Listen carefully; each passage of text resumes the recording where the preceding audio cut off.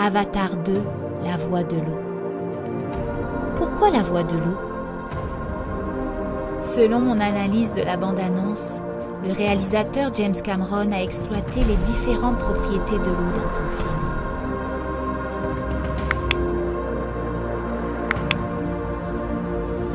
C'est la capacité d'aller réveiller toutes tes mémoires. Retourne directement à ce moment-là où tu as décidé de t'incarner sur la planète. 1, 2, 3.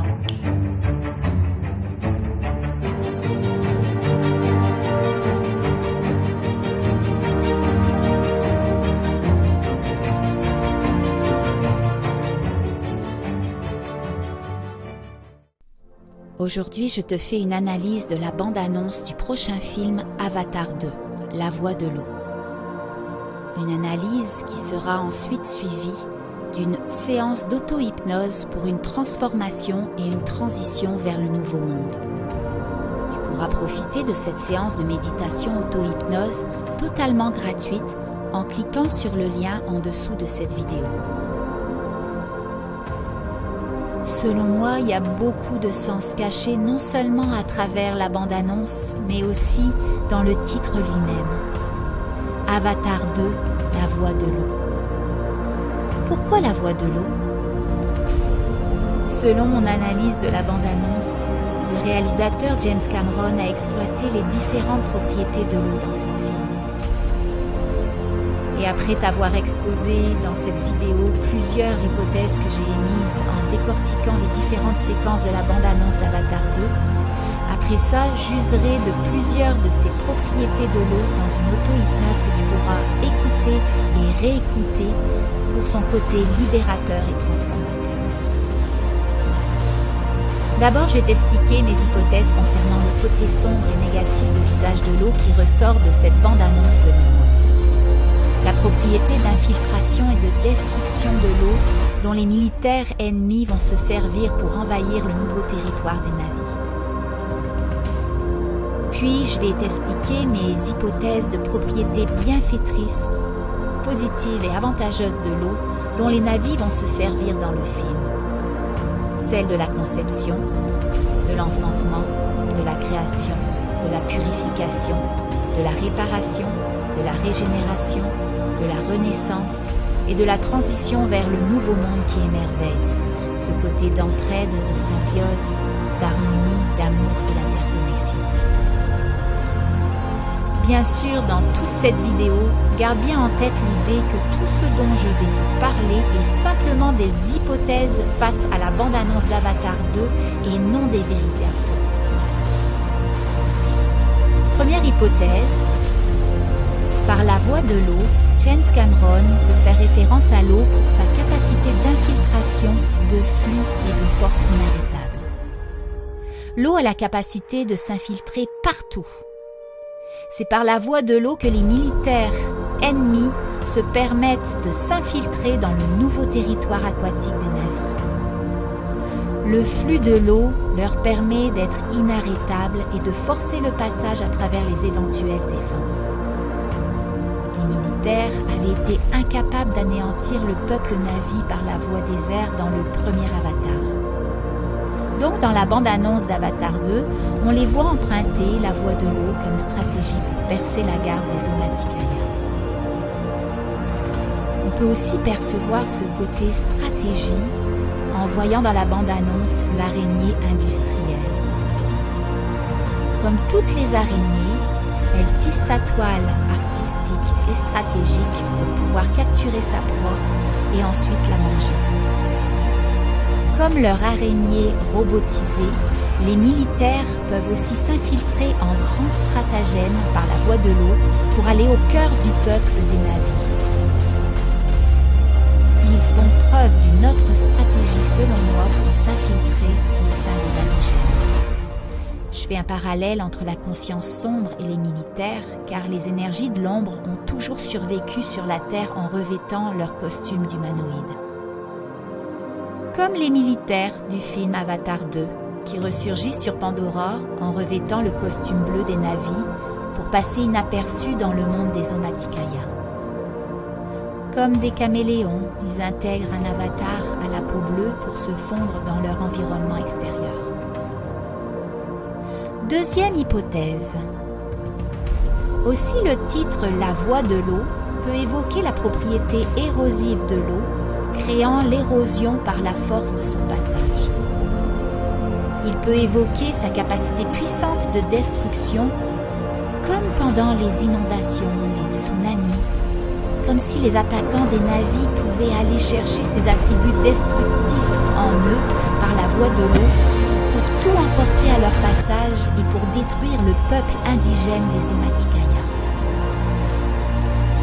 C'est comme quand tu t'infiltres directement dans les organes génitaux d'une femme en y injectant un poison pour les détruire, tu la rends stérile. C'est pareil pour ces militaires. Ils entrent par la voie de l'eau dans le nouveau cocon aquatique des Na'vi, le cœur des eaux de Pandora, où ils donnent naissance à une nouvelle génération. Par la voie de l'eau, comme s'ils pénétraient dans le liquide amniotique de l'utérus d'une maman, les militaires peuvent s'attaquer directement au système de reproduction de leur terre-mère Pandora pour mettre fin au cycle de renaissance des descendants des Na'vi. Troisième hypothèse. James Cameron fait aussi appel à l'eau comme espace de conception, comme le liquide amniotique dans l'utérus d'une maman où sont couvés les œufs avant l'éclosion. D'ailleurs, ces œufs apparaissent dans la bande-annonce. L'eau est pour les Na'vi un espace de création, de fécondation, d'enfantement, de genèse. Dans le premier film Avatar, l'habitat naturel des indigènes Omaticaya avait été dévasté par les militaires et les Na'vi avaient perdu des membres de leur clan pendant le combat final.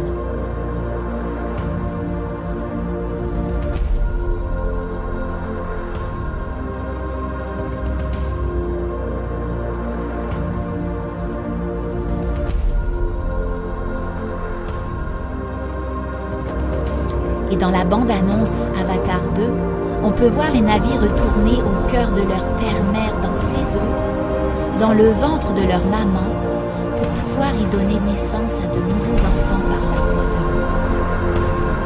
On peut percevoir l'eau comme cet espace de reproduction pour le repeuplement et la préservation de la tribu des Na'vi. Il y a aussi certains autres détails de la bande-annonce qui font référence, selon moi, à la transmission transgénérationnelle des mémoires des ancêtres par la voie de l'eau. On perçoit ce paysage aquatique surplombé par la présence de vieux arbres centenaires dont on aperçoit les grosses racines à l'extérieur des terres, comme pour bien les mettre en évidence, mais des racines également connectées directement dans les profondeurs de l'eau. En hypnose, l'arbre est la représentation symbolique de l'être. Et pour moi, ces vieux arbres centenaires sont comme la représentation symbolique des ancêtres des Na'vi. Comme si, par la voie de l'eau et à travers les racines de ces vieux arbres, il y avait transmission transgénérationnelle des mémoires de ces ancêtres dans le liquide amniotique dans lequel les nouveaux enfants Omaticaya sont créés. C'est comme si ces vieux arbres centenaires, ces ancêtres, assuraient la transmission des informations génétiques aux descendants lors de leur conception dans le ventre de la terre-mère Pandora. On peut se rappeler de l'arbre des âmes dans le premier film Avatar, par lequel les Na'vi pouvaient se connecter non seulement aux mémoires énergétiques et au savoir de leurs ancêtres, mais aussi à l'information universelle d'Ewa, la source. Là aussi, les arbres avaient ce mandat de transmission de données des ancêtres, comme pour ces vieux arbres centenaires qui surplombent l'océan dans Avatar 2. Quatrième hypothèse. Je vois aussi ce milieu aquatique qui rassemble les nouvelles familles Na'vi comme une forteresse. Une forteresse dont les remparts sont également ces vieux arbres centenaires qui dominent et surplombent l'océan, cet espace familial de reproduction et de conception. Ces vieux arbres centenaires sont comme indestructibles avec leurs grosses racines mises en valeur à l'extérieur des terres. Ces ancêtres sont comme les gardiens de la forteresse familiale. Jake fait même référence à cette forteresse familiale en disant « La famille est notre forteresse ». Une chose est sûre, où que nous allions, cette famille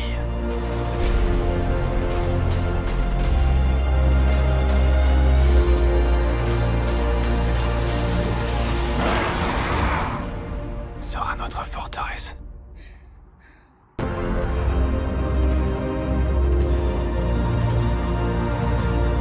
Ces arbres, ces ancêtres imposants, sont comme les protecteurs, les remparts de cette forteresse qui protègent les membres de leur clan contre l'adversité, peu importe l'ampleur de l'ennemi. Ces ancêtres vont puiser leur force à travers leurs racines directement dans les profondeurs de l'eau, au cœur de l'utérus de Pandora. C'est pourquoi Jake affirme « La famille est notre forteresse ». Sera notre forteresse. Même les ancêtres à travers ces vieux arbres vont chercher la force au cœur de Pandora pour soutenir les membres de leur famille.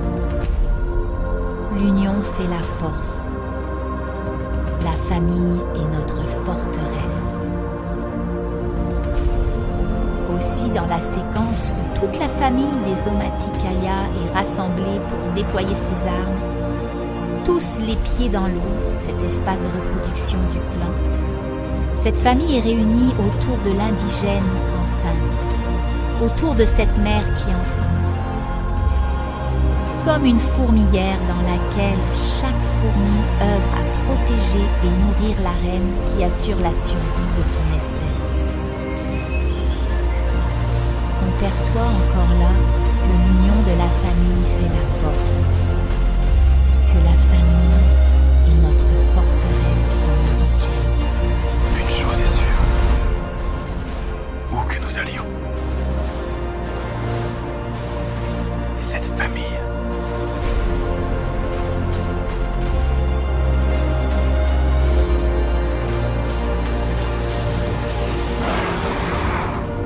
sera notre forteresse. Comme on l'a vu, l'eau renferme les mémoires familiales. C'est pourquoi la famille s'unit, les pieds dans l'eau, pour aller chercher la force de leurs ancêtres, cette énergie qui prend racine au cœur de leur source, cette énergie puissante de l'amour inconditionnel de la famille. Cette force dépasse celle du corps et du mental. C'est cette énergie transmise par la voie de l'eau qui va leur permettre de vaincre l'adversaire. Ça me rappelle le premier film Avatar, où Jake le chevalier et Toruk, sa puissante monture, le grand Léonoptérix, parcouraient le ciel pour rassembler tous les peuples Na'vi du Nouveau Monde et pour faire face à l'adversité et à la convoitise de l'adversaire. Et même Eywa, l'esprit de la nature, s'était joint au combat avec toutes les créatures vivantes de Pandora qui s'unissaient contre l'ennemi. Dans Avatar 2 aussi, l'union fait la force. Les Na'vi se rassemblent dans l'eau autour de cette femme enceinte pour reprendre en main leur propre liberté. Ce collectif est très puissant, car étant connectés à l'eau par les pieds, ils sont également unis à leurs ancêtres, mais aussi au cœur, à l'utérus de leur terre-mère Pandora. cet organisme vivant, cet exolume, qui se lie au Navi pour la défense de sa propre nature précieuse et pour le maintien de son harmonie. Le collectif est toujours extrêmement puissant lorsqu'il y a fraternité, amour, entraide et collaboration. C'est ça qui va définir ce nouveau monde duquel nous sommes à la porte. Le moteur qui active l'être fort en nous est toujours le langage du cœur, de l'amour et du lien. Ce rassemblement des navis dans l'eau ressemble à une invitation des énergies de l'eau pour diffuser sur eux les énergies d'amour qui émanent de ce rassemblement. L'amour est toujours plus puissant que tout. L'amour transforme toujours les énergies sombres, même celles de l'avidité et de l'ignorance de l'ennemi. Enfin, cinquième hypothèse. Selon moi, James Cameron amène un autre sens caché de l'eau. Le titre « La voie de l'eau » fait ressortir l'eau comme un agent de nettoyage, de purification, de réparation et de régénération. L'eau comme un agent de nettoyage pour une purification de tous les conditionnements, les mensonges et l'illusion de l'enseignement. Pour un grand réveil grâce à cette purification à travers l'eau. Comme si le voile terne de l'illusion, des masques, des conditionnements matriciels pouvait être nettoyé dans l'eau pour retrouver sa pureté d'être, sa véritable nature, lavé de toute trace, de toute salissure de l'ombre de cette troisième dimension. Dans une grande partie de la bande-annonce, on voit les personnages constamment immergés dans l'eau. C'est comme l'espace d'incubation de l'œuf où une nouvelle création se prépare sans encore se manifester au grand jour. Dans la bande-annonce, je vois l'eau comme un espace d'incubation, comme un lieu de réparation et de régénération à l'aube d'une renaissance. L'eau qui répare, l'eau qui cicatrise les blessures, comme les blessures de l'âme de tous ces navis qui ont vu la destruction de leur habitat naturel dans le premier film Avatar, la destruction d'un habitat, l'arbre maison, qui était comme le cerveau de tout leur écosystème. Pour moi, l'eau est comme un espace transitoire vers un nouveau monde, celui de la cinquième dimension peut-être. Comme une incubation entre deux vies. Comme un espace de transition entre deux vies avant la réincarnation dans un nouveau monde. Dans cette séquence de la bande-annonce d'Avatar 2, lorsque ces navis regardent en direction de ces montagnes rocheuses en forme d'arc de cercle ouvert vers le ciel, vers le soleil, pour moi cette forme représente comme l'ouverture vers un nouveau monde. Comme l'ouverture par laquelle le bébé va sortir du ventre de sa maman à sa naissance. Pendant que ces navis naviguent dans l'eau, dans le liquide amniotique, dans l'utérus de leur maman, en phase de réparation et de régénération pour une renaissance, c'est véritablement comme regarder vers l'ouverture vers le nouveau monde. L'impatience de franchir ce passage vers le nouveau monde. C'est comme si l'ancien monde, celui de la troisième dimension, avait été présenté dans le premier film Avatar. Un monde d'avidité, un monde de pouvoir, l'extraction des ressources naturelles jusqu'à épuisement, le non-respect de l'écosystème et de la planète. Mais à la fin de ce premier film Avatar, les êtres remplis d'avidité avaient capitulé. et surveillés par les alliés victorieux avec leurs armes.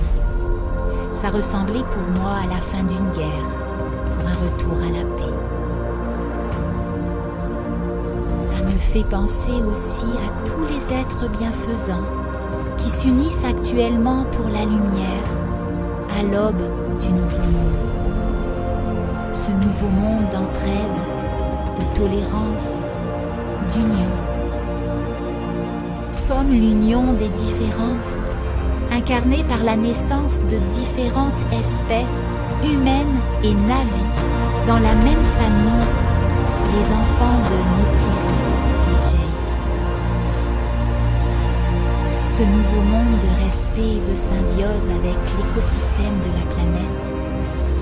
Comme l'émerveillement face à la faune et la flore dans la séquence de la bande-annonce Avatar 2, où la jeune indigène Navi nage dans le fond de l'océan, émerveillée par le spectacle sous-marin et les différentes espèces qui l'habitent. Après cette analyse de la bande-annonce d'Avatar 2, je te propose de profiter de la séance de méditation auto-hypnose totalement gratuite en cliquant sur le lien en dessous de cette vidéo.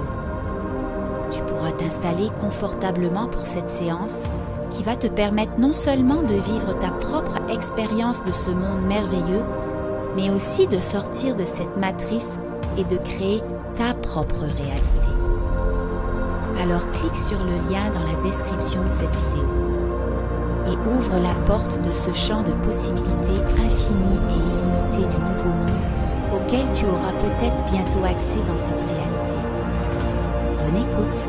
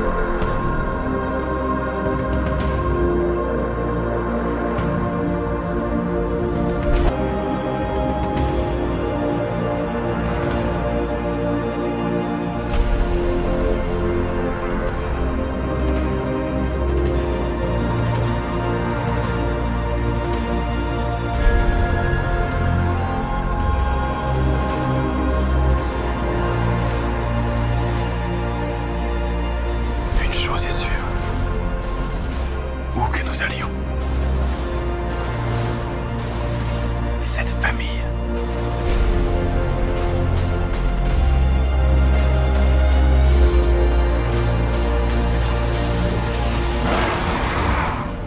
Sera notre forteresse.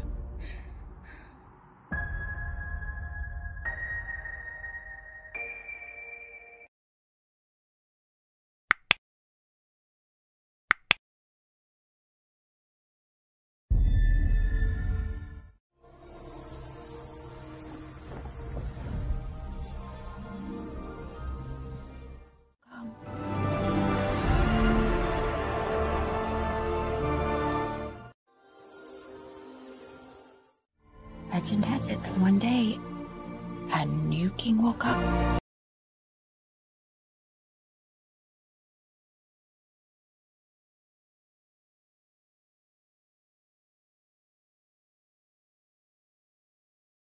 If I told you about her,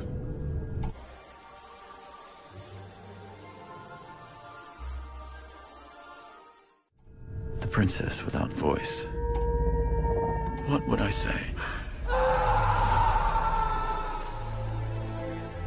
I gotta do something. You know this isn't a good idea.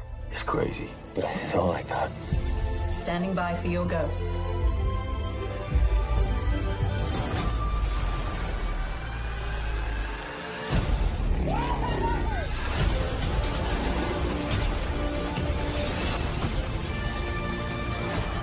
You believe you be the one to unite our two worlds. Now I need something more.